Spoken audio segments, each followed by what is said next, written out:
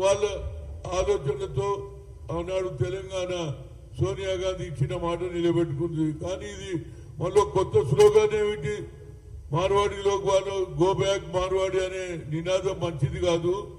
ఎందుకంటే మార్వాడీలు ఇవాళ నుంచి లేరు, ప్రతి జిల్లాలో ఉన్నారు, సిటీలో ఉన్నారు. ఆ రోజుల్లో నిజాం పీరియడ్ అప్పటి నుంచి కూడా ఇక్కడ వీరితో పాటు కాయిస్తులు కూడా ఉన్నారు.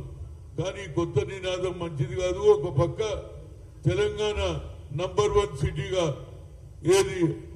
ఏది ముఖ్యంగా అందరూ కూడా ఇతర రాష్ట్రాల నుంచి వస్తున్నారు. ఇక్కడ ఏదైతే డెవలప్మెంట్ జరుగుతుందో అది యూపీ, బీహార్, ఒరిస్సా అన్ని ప్రాంతాల నుంచి వస్తున్నారు. దీనివల్ల అభివృద్ధికి కుంటుపడే పరిస్థితి ఉంది. ఈ నినాదం మానుకోవాలి. ఈ నినాదం వల్ల ఎవరో వాళ్ళు వస్తున్నారు, దోచుకుంటున్నారు అంటే మరి పెద్ద పెద్ద రిలయన్స్ వాళ్ళు పెట్టారు, డీమార్ట్ పెట్టారు, అందులో అన్ని వస్తువులు దొరుకుతున్నాయి. వాళ్ళని ఏమన్నారట కానీ చిన్న వీళ్ళు అన్నట్టు ఎలగొడతా అంటున్నారు. నేను అనేది ఏంటంటే డెవలప్మెంట్ గురించి అన్ని రాష్ట్రాల వాళ్ళు వస్తారు. ఈ ప్రాంతంలో అన్ని వసతులు ఉన్నాయి, మంచి కరెంట్ ఉన్నది, మంచి వాటర్ ఉన్నది, మంచి అట్మాస్ఫియర్ ఉంది, మంచి ఎన్విరాన్మెంట్ వస్తుంది. కాబట్టి ఇలాంటి ఆలోచన మంచిది కాదని కోరుతున్నాను. ఎందుకంటే దీనివల్ల డెవలప్మెంట్ కుంటిపడిపోతుంది. ఒక పక్క ముఖ్యమంత్రి గారు రేవంత్ రెడ్డి గారు ఇచ్చిన 6 డిక్లరేషన్ తో పాటు అభివృద్ధి కార్యక్రమాలు కూడా చేస్తున్నారు. ఎంప్లాయ్మెంట్ గురించి ఈ ప్రాంతం అభివృద్ధి చెందాలని కొత్త ఇండస్ట్రీస్, కొత్త ఐటీ కూడా వస్తుంది. కాబట్టి దయచేసి ఈ స్లోగన్ ఇక్కడికే ఆపేయండి. ఏదన్నా ఉంటే ఎవరైనా దొంగతనం చేస్తున్నారు అంటే వాళ్ళు తప్పనిసరిగా పోలీసు వాళ్ళ మీద యాక్షన్ తీసుకుంటుంది. మరి నిజంగానే మరి పెద్ద షాపులు పెట్టినటువంటి రిలయన్స్, అదేవిధంగా డీమార్ట్ వాళ్లకు వర్తించదట. కానీ చిన్న వ్యాపారాల మీద ఏది బంగారం దుకాణాలు కానీ మార్వాడి వాళ్ళు పెట్టుకున్నది అది ఎప్పటి నుంచో ఉన్నారు. ఓల్డ్ సిటీలో పత్తర్గడ్డి దగ్గర అంతా మార్వాడీసే ఉన్నారు. ఆనాడు ముస్లింలు ఉన్నారు, మార్వాడీస్ ఉన్నారు, అందరు బిజినెస్ చేసుకుంటున్నారు.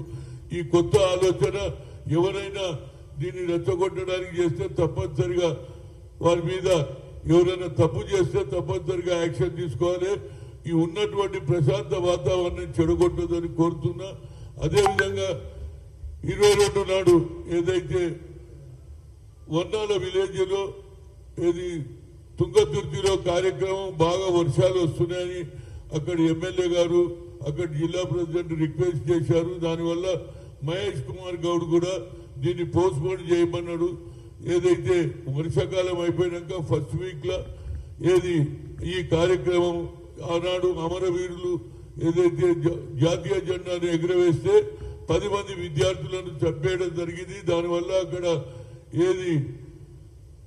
ఒక గుర్తింపు గురించి అమరవీరుల స్తూపం తయారు చేశాం. దాన్ని ఇనాగ్రేట్ చేయడానికి మంత్రులు, అదేవిధంగా పిసిసి అధ్యక్షుడు అందరూ వచ్చేవారు ఉంటుంది.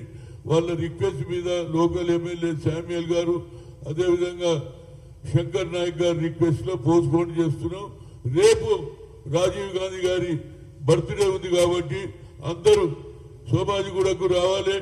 అక్కడ సద్భావన యాత్ర వస్తుంది. ఆ తర్వాత 2 పిల్లలకు, ఒక బాయ్ గర్ల్కు, అప్కమింగ్ స్పోర్ట్స్ మెన్ కు ఎవ్రీ ఇయర్ లాస్ట్ 18 ఇయర్ ఇది 19 ఇయర్ ప్రతి ఒక్కరికి కూడా 1000 రూపాయలు అప్కమింగ్ ఒక మహిళకు, ఒక బాయ్కి ఆనవాయితీ ఉంది. అది కూడా రేపు జరుగుతుంది. దీని తర్వాత సెక్రటరియట్ ముందు రాజీవ్ గాంధీ స్టాచ్యూ ముఖ్యమంత్రి గారు పెట్టారు. దీని తర్వాత అక్కడికి వెళ్తాం. ఆ తర్వాత గాంధీ భవన్ కూడా వచ్చి ఇక్కడ గాంధీ భవన్ లో కూడా రాజీవ్ గాంధీ జన్మదినం జరుపుకుంటామని మీడియా ద్వారా చెప్తున్నా. తప్పనిసరిగా రేపు రాజీవ్ గాంధీ సాక్రిఫైజర్స్, రాజీవ్ గాంధీ ఎలక్ట్రానిక్ మీడియా కానీ ఇవన్నీ డెవలప్మెంట్ జరిగింది ఆయన పీరియడ్ లో. ఆయన గుర్తింపు, అదేవిధంగా యువకులకు 18 ఏళ్ల యువకులకి ఓటు హక్కు కల్పించిన క్రెడిట్ ఆయనదే ఉన్నది. అదేవిధంగా మహిళలకు కూడా ముందుకు తీసుకోవాలని ఆలోచన చేశాడు. కాబట్టి ఆ కార్యక్రమానికి అందరూ రావాలని అందరు నాయకులను కోరుతున్నా. Thank you.